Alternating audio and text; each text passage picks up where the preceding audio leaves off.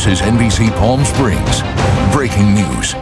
Good evening. Thank you for joining us tonight. I'm Gino Lamont. And I'm Sarah Sanchez. Thanks for joining us. We begin with breaking news. Police have 3 more suspects in the Jonathan and Audrey missing persons case. The Coachella Valley couple went missing 3 years ago. Just last month, 3 other people were arrested. One of the suspects arrested today, Erin Bernal. Our Kitty Alvarado has been following this story since the beginning. She told us 3 months into the case, Bernal was a person of interest. She joins us now now live, actually, with details about what this all means. Kitty. That's right. And the name Erin Bernal really stands out because early on we learned from one of our sources that Erin went to high school with Audrey, but that they may have dated. He was under suspicion for various acts that he did during that whole investigation. But police really wanted to know what he was up to. They questioned him, released him, but now he's among 6 arrested in connection with their murders. After more than 3 years, progress is being made in the baffling case of Jonathan Darling Reynoso and Audrey Moran's disappearance. The Riverside County Sheriff's Department and District Attorney's Gang Impact Team arrested more people involved in their murders. 28-year-old Erin Bernal of Indio and 31-year-old Eric Rios of Coachella were arrested for murder, and murder charges were added to 27-year-old Adeline Inez Castañeda, who was already in custody on drug charges. In total, now 6 are behind bars in connection with their murders. We reached out to private investigator Luis Bolaños, who gave us insight just months into the case. He says these arrests are good news. Wonderful news. The case continues to move forward. To have 6 arrests on a double homicide is pretty unique. 3 months into the investigation, NBC Palm Springs broke the story that Bernal was a person of interest. A source told us Bernal was a friend of Audrey's since high school, and they may have dated. They told us he was questioned in the couple's disappearance. A search warrant had been served at a home in Coachella where he was staying, and he torched his car and reported it stolen. The Sheriff's Department has never confirmed those claims. Bolaño says his actions were definitely suspicious, but he wasn't arrested earlier because they wanted solid evidence. You just realize through your investigation at that point, you don't have enough to keep him, and you realize that you need to do some more investigation, and you may be onto the right person. He says the home where investigators searched for days in Coachella must have yielded a lot of evidence. They were there on the second residence for a few days. That's a lot of evidence they're recovering, and a lot of digging up, excavating they're doing in the backyard. He says he was contacted by an anonymous source a few months ago because of a story we did with him. And the only reason this anonymous tipster came to us is because they saw the stories that you did consistently on Jonathan and Audrey. He says the information this source gave him was sent to investigators immediately and may have helped in the arrest of at least 2 of the suspects, but can't give specifics because that source is still providing information. They were very consistent with the arrests that were made, and in those tips, whether it's one person or multiple people that said that to us, one common thread in all those tips were they feared for their safety. He says there will never be real justice for the families, but this is a start. They want justice, and what they really want is their family members or loved ones back. So this is a step in the right direction for sure. Bolaño says because of the number of people arrested, he wouldn't be surprised if this is gang-related. He also says he wouldn't be surprised if more people were arrested. Now, as to the DNA results on those remains found a few weeks ago, the Sheriff's Department has yet to release if those do belong to Jonathan and Audrey. Reporting live from Palm Desert, Kitty Alvarado, NBC Palm Springs. An investigation is underway in Coachella after a body is found this morning. The Riverside County Sheriff's Department closed a half-mile stretch of Avenue 49 between Van Buren and Frederick Street near the Rancho Las Flores development. No word yet if this is a homicide investigation. Yeah, the sheriff's also announced the investigation into a body that was found in Thermal Tuesday, and it's now being investigated as a homicide. Deputies are also investigating a different body found in a burned car in Thermal as well, also treating it as a homicide. Those bodies were found about 6 miles apart. Police say the latest update on 7-year-old Gavin is he's still unconscious. Daniel Polson, the man accused of attacking Gavin in Desert Hot Springs, has now been charged with attempted murder. Polson has been arrested and charged on 15 separate occasions since 2007. Charges include burglary, indecent exposure, and annoying and/or molesting a child under 18. Court records show Polson was found mentally incompetent to stand trial at least 11 times. California has recorded its highest number of new COVID-19 cases in a single day. The state has surpassed New York for the most total cases in the country. 13,000 cases reported today. Riverside County now has the 17th highest number of confirmed cases in the country. Los Angeles County is shattering grim milestones for hospitalizations and deaths. The mayor there says LA is on the brink of another shutdown. Let's take a look at the latest COVID-19 numbers from Riverside County and the entire Coachella Valley. Almost 1,100 new cases were reported in Riverside County today. Nearly 300 of those were from our valley. 28 new deaths were reported in the county. 12 of those were from our valley. But help is on the way for California cities. $500 million federal dollars are being distributed to help cope with severe financial losses. But here in the Coachella Valley, the news is not as good. City leaders are outraged that they're being cut out of their fair share, and now they're fighting back.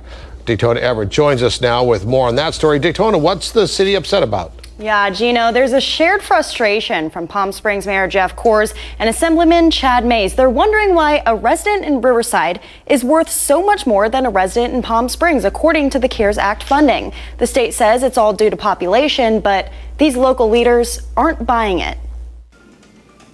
In a time where everyone is strapped for cash, the relief money from the CARES Act is falling flat for the Coachella Valley. And the state decided, in their wisdom, to give the 13 largest cities between $85 and $174 per full-time resident, and the rest of us $12 per full-time resident. It's totally unfair. Unfair and rushed, according to Assemblyman Chad Mays. This is power politics at its worst. It's not Republican or Democrat. It's really big cities versus small cities. It's urban areas versus suburban and rural areas. The state put together the CARES Act, giving the bulk of the money to the 13 largest cities. Cities with at least 300,000 residents. That's a threshold none of the Coachella Valley cities meet. And it's really causing problems for cities like ours. If I was to tell you that you're going to be getting far less than the same type of business that's down the street in Riverside, what would you say? Well, it doesn't make any sense. It's completely unfair. And, we have employees. They're just as valuable as the employees down the road. Destination PSP, its name, self-explanatory, relies on tourism. So they need the help. How desperate are you to get that relief?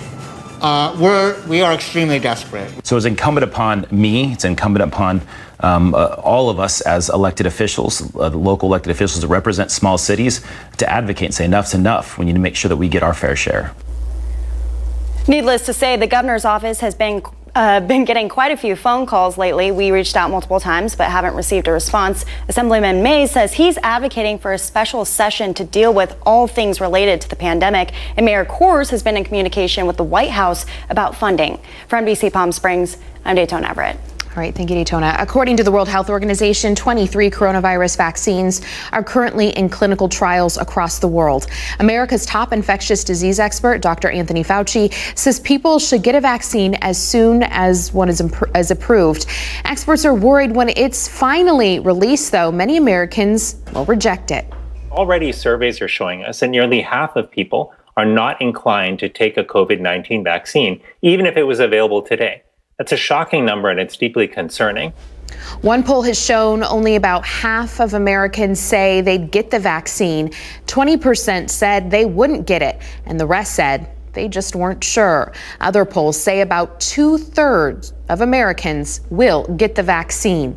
Experts say if a large percentage refuse to get vaccinated, then we'll never reach herd immunity. And if we never reach herd immunity, public health measures like masks and social distancing could be in place for a while.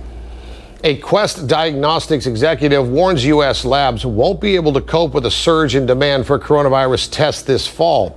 He says processing lags will likely worsen through the flu season, and right now, some people are already waiting 2 weeks and more to get their results, essentially making those results useless. Executives warn testing may have to be rationed with priority given to people who actually have symptoms. Coronavirus coverage brought to you by East Valley COVID-19 testing site, serving residents of eastern Coachella Valley. All right, time now for a check on our weather with Chief Meteorologist Mike Everett standing by at your AccuWeather Forecast Center. Hey, Mike. Gino, after hitting 116 degrees on Sunday, it's been all downhill this week thanks to a pair of weak low pressure systems that have been keeping that flow onshore and keeping numbers close to where they should be this time of year. The average for this time of year is 108. 109 is where we were today. In the overnights, we ran about 3 degrees above average. We weren't able to get ourselves into the 70s, but tracking some changes as we go into the second half of the week that will fix that. I'll show you some very impressive numbers coming up. Record for today's date was 121 degrees back in 2006. Fortunately, nowhere near that. Take a look right now. We're back down to 108. We've got that light breeze coming in from the north-northwest. Winds will be gusty over the next 3 evenings here, and humidity sitting at 13%. Looks like temperatures will be very slow to cool once again tonight. We'll get ourselves into the 80s by 11 p.m. and then into the 70s by 2 a.m. It's going to set us up for a beautiful start to the day tomorrow. In fact, the next 3 days brought to you by Comfort Air show temperatures staying right in that 30-year average, and those overnights wonderfully in the low to mid 70s. I'll tell you how long this lasts, and we're going to talk about the Pacific and the Atlantic. They're becoming active again. Details coming up. All right, thank you, Mike. After 2 rounds of statewide closures, several small businesses are struggling to survive. And even with eviction protections in place, for some it's simply too little, too late. Many have already closed their doors permanently. Our Olivia Sandusky joins us now with the story of one local business who's going to have to shut down their doors and their business. Olivia. Gino, it was a tough day for the owners of Muscle Works here in Palm Desert, who officially did shut down their gym today. Now, local chamber leaders tell me they're trying to get more financial assistance for small businesses as the impact of losing these companies continues to spread.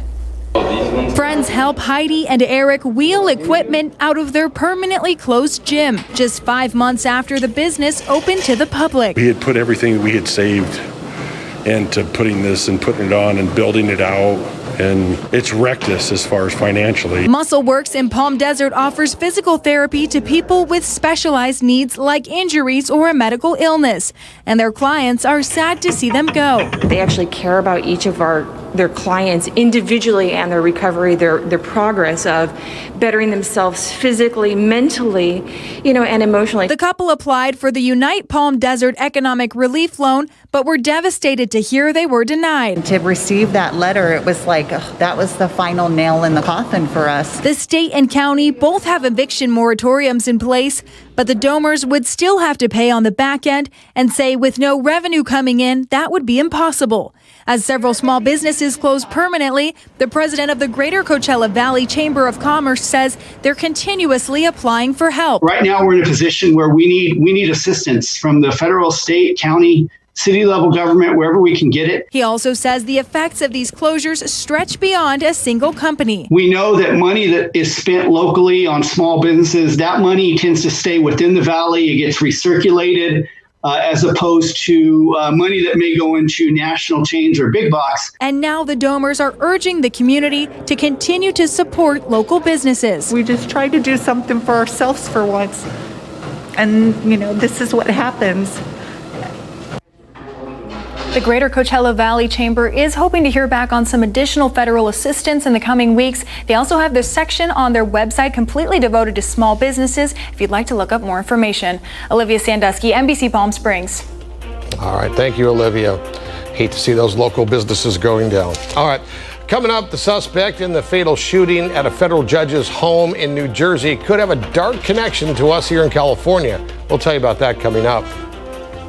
This is a democracy, not a dictatorship. We cannot have secret police abducting people and putting them in unmarked vehicles. And pushback from state officials as President Trump announces federal troops will be coming to more cities within the coming weeks. After the break, we'll tell you what cities make the president's list.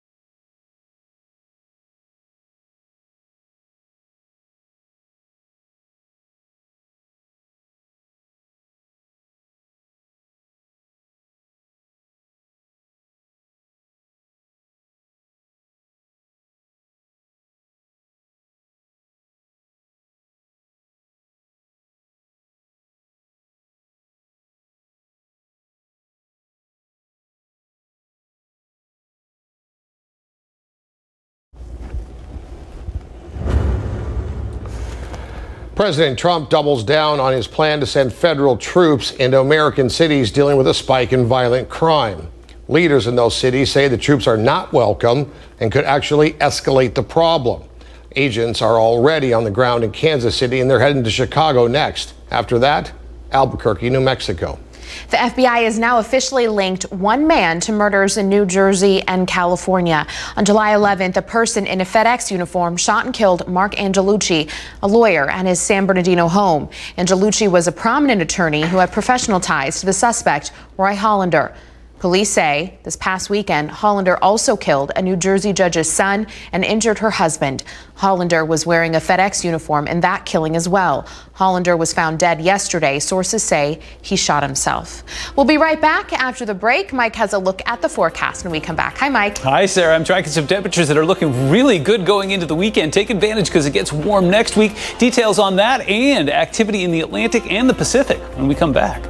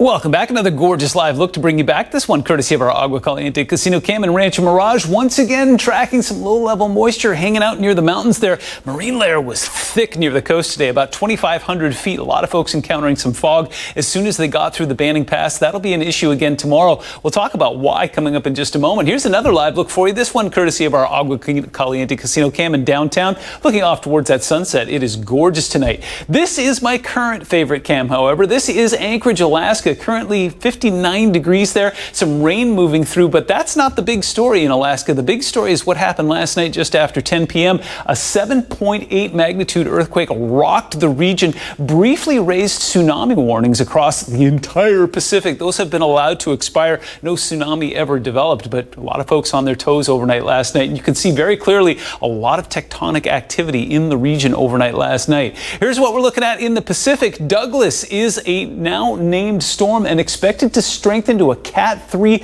as we go through the second half of the week here. Will weaken slightly, but at this point, it looks like it could possibly strike the Hawaiian Islands as a Category 1 storm. Gusty winds up to 60, 70 miles an hour and a lot of rain possible. We'll keep a very close eye on that. Meanwhile, in the Atlantic, Gonzalo is now expected to strengthen from tropical storm strength to a Category 1 storm. A lot of very warm water. There's some good news and some bad news here. It looks like it will stay clear of Puerto Rico. Goodness knows they don't need any more grief there. But long-term forecast models have it moving into the Gulf of Mexico, where there's some very warm water there, and it could be making landfall somewhere in the United States early next week. We'll keep a close eye on that as well. Meanwhile, keeping Futurecast in motion here, we are blessed by not one but two low-pressure systems that continue to keep that flow on shore. And another thing that's happening right now are some very cold temperatures in the ocean. Anybody who's tried to swim there recently will tell you that temperatures are sitting in the mid-50s in many spots along the coast there, and that's helping to regulate us. It keeps that flow on shore,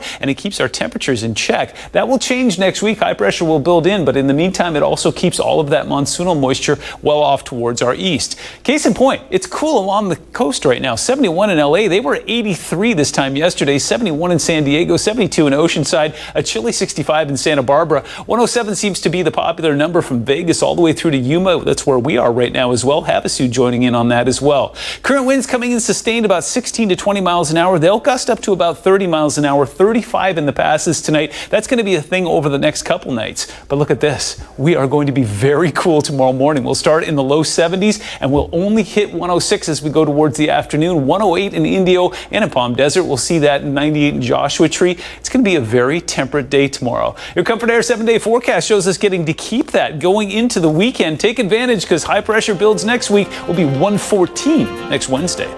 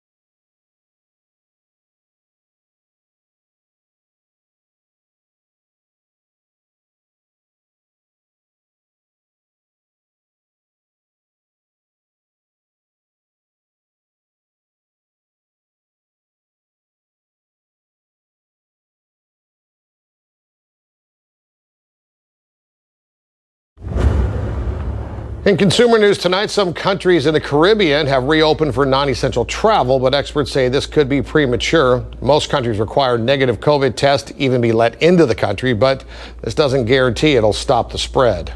The pre-travel testing could create a false sense of security. A traveler from a location with widespread community transmission could be infected between the time the sample was taken and when the person boarded the flight. Experts are calling on countries to plan for the risk of having travelers possibly import the virus by having contact tracing procedures in place. We've got more after the break. Stick around.